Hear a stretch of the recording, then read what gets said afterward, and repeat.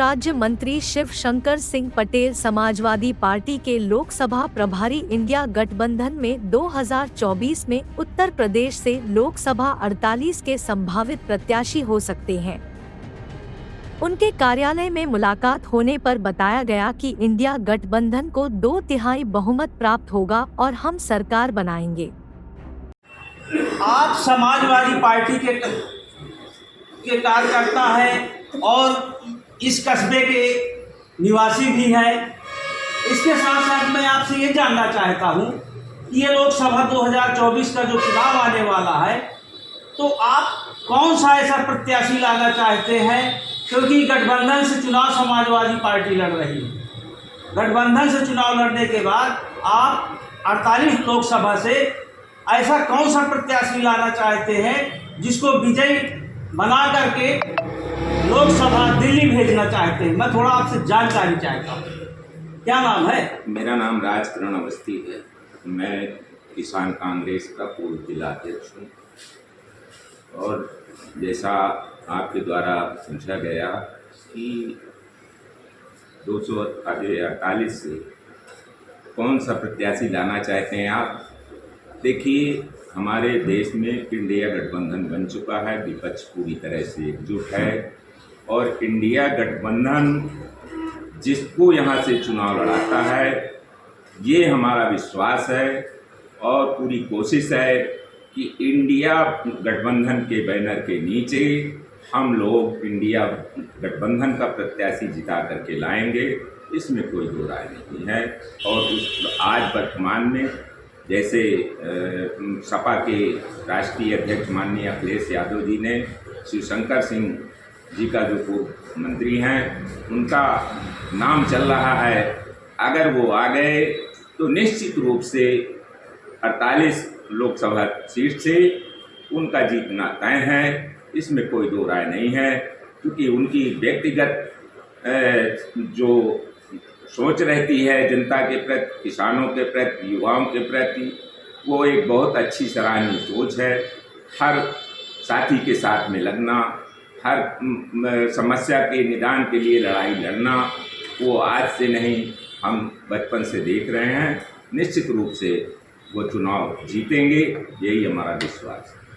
अभी हम कांग्रेस के कार्यकर्ताओं से बातचीत किए, उनके द्वारा ये बताया गया कि गठबंधन के माध्यम से जो अभी लोकप्रिय प्रत्याशी हैं वो शिवशंकर सिंह पटेल पूर्व सिंचाई राज्य मंत्री हैं और शायद गठबंधन उन्हीं को लोकसभा सीट में चुनाव लड़ने के लिए प्रस्तावित करेगी, संभावना पाई जाती है।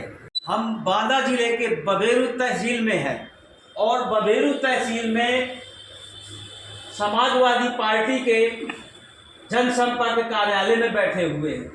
हम अभी लोकसभा प्रभारी जी के कार्यालय में बैठे हैं और उनसे 2024 लोकसभा होने वाले चुनाव के विषय में जानकारी लेना चाहते हैं कि आगामी चुनाव के लिए उनकी कैसी तैयारी है और किस प्रकार से चुनाव लड़ेंगे, गठबंधन के माध्यम से कैसे किस ढंग से चुनाव लड़ेंगे, ये हम उनसे पूछना चाहते हैं। क्या नाम है?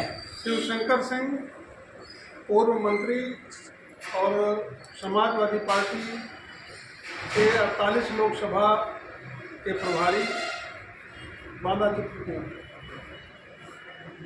देखिए,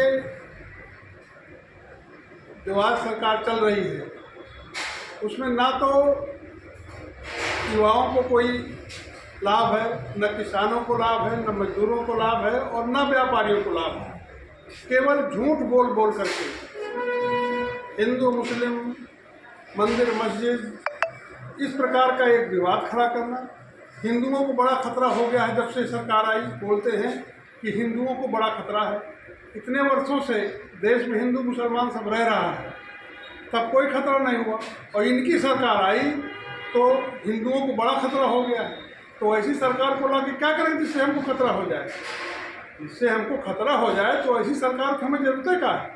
दूसरी चीज़, देश को बेचने का काम जिस ढंग से, जिस रीति नीति से इन्होंने किया है, हमारे नौजवानों की नौकरियां छिन गई हैं, आरक्षण छिन गया है, और जो प्रजातंत्र अभी जो लोकतंत्र प्रजातंत्र ये जो अभी चुनाव हुए, चाहे वो जिला पंचायत के रहे हों, चाहे वो ब्लॉक प्रमुख के रहे हों, चाहे कोऑपरेटिव के रहे हों, जिस प्रकार से गुंडागर्दी और जिस प्रकार से अनाधिकार चेष्टा करके बेईमानी के साथ चुनाव कराए गए हैं, उसको जनता कभी भुला नहीं पाएगी।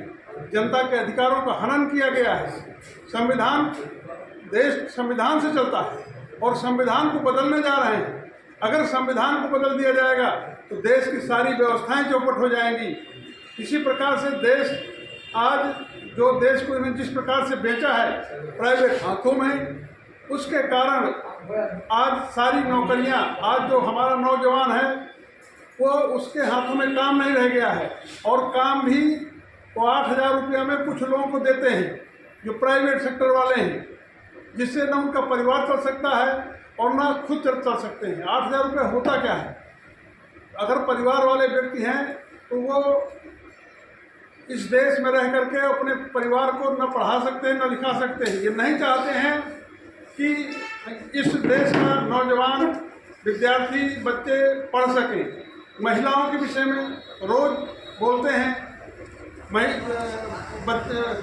लड़की पढ़ाओ और पेपर उठाओ तो पूरे पेपर में लड़कियों के खिलाफ ज़बरदस्ती गुंडागर्दी करके, अभी भी आज मैंने कई पेपर में पढ़ा, कई जगह हुआ है कि लड़कियों के साथ रेप हो रहा है, उनकी हत्याएं कर दी जा रही हैं।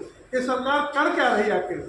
माने इतना मुझे लगता है अत्याचार इसके पहले कभी नहीं हुआ है और इस अत्याचार को यहाँ की भारत की जनता भुला नहीं पाएगी।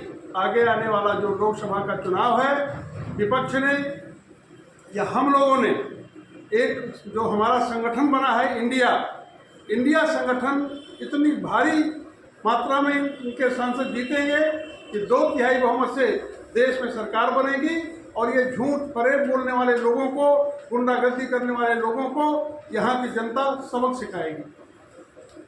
अभी जैसे सरकार भाजपा की है, भाजपा द्वारा कहा जाता है कि हमने शिक्षा दिया, शिक्षा आवास दिया, ये सारी सुविधाएं दी, इसके बाद नोटबंदी किया, जिससे जो है गलत लोगों के पास जो अनैतिक अनाधिकृत रूप से पैसा उपस्थित था, अर्जित था, उसको ख़त्म करने का हमने उपाय किया। लेकिन इससे क्या फ़ायदा हुआ समाज को? अब मैं एक चीज़ और बताना चाहता हूँ कि जो नोटबंदी किया, कितना पैसा बर्बाद हो गया, खर्च हो गया। दूसरी चीज़, ये जो भ्रष्टाचार जिसको मैं नहीं कहना चाह रहा था, जो द्वारिका एक्सप्रेसवे बना है, 18 करोड़ में 1 किलोमीटर बनना था और 250 करोड़ में बना। ये बीच का पैसा कहाँ चला गया? अडानी के पास चला गया कि सरकार के पास चला गया? दूसरी चीज़, ये आयुष्मान कार्ड बन रहे हैं। आयुष्मान कार्ड में 5 लाख रुपए तक की दवा फ्री होती है और एक 4 नंबरों से हजारों ये जो आयुष्मान कार्ड है उनका पैसा निकाला गया। ये भ्रष्टाचार नहीं तो और क्या है? मैं जितना भी इनके बीच बहुत सारी चीज़ें ऐसी हैं कि जो भ्रष्टाचार की चरम सीमा नाप गए हैं, लेकिन उनकी जांच नहीं हो रही है। अभी राजस्थान में कांग्रेस के जो अध्यक्ष हैं, ईडी का छापा, और केवल चुनाव में ईडी का भय दिखा करके और ये लोगों को अपने पक्ष में करते हैं। लेकिन वो सब जानते हैं कि ये जो कुछ भी कर रहे हैं वो ठीक नहीं कर रहे हैं। चाहे वो अभी इन्होंने आज तक एक भी पावर प्लांट नहीं लगाया। बिजली कैसे बढ़ेगी? ये कोयला जो यहाँ से जो विदेश से मंगाते हैं अडानी के द्वारा, उसमें अरबों खरबों का घोटाला हुआ है। उस घोटाले को ये, भाई हमारे देश में कोयला निकलता है, तुम विदेश से कोयला क्यों मंगाते हो? और अगर कोयला वहाँ से मंगाते हो तो उसमें अरबों खरबों का घोटाला हुआ है। उसकी ज़रूरत क्या थी हमको विदेश से कोयला मंगाने की? कहते हैं वो कोयला अच्छा है, हमारा कोयला अच्छा नहीं है। हमारे देश की संपत्ति इनको अच्छी नहीं लगती है, ना हमारे देश की जनता इनको अच्छी लगती है। इसलिए अब इनकी विदाई होना बहुत आवश्यक है। और इंडिया गठबंधन यहाँ की जो मैं पूरे लोकसभा में घूमता हूँ, प्रदेश में भी जाने का अवसर कहीं कहीं मिलता है, जब देखता हूँ तो इनके पक्ष में आज जनता नहीं है। जनता समझ गई है इनके जो कुविचार हैं, इन्होंने जो कुछ किया है इस देश के साथ, देश बेचने का काम किया है, हिंदू मुस्लिम लड़ाने का काम किया है, केवल इसके अलावा कोई काम नहीं किया है। लेकिन अभी तो भाजपा जो है बहुत अच्छी पेयजल योजना लाई है, उससे जनता को लाभ मिल रहा है कि नहीं मिल रहा, इसके विषय में तो हम तो ये जानते हैं कि सुनने को आ रहा है कि भाजपा द्वारा पेयजल योजना से हर घर में पानी जो है फिल्टर पहुंचेगा, तो इसके बारे में आपका क्या कहना है? पेयजल योजना, ये पेयजल योजना में जो गांव की बनी बनाई रोडें थी, जो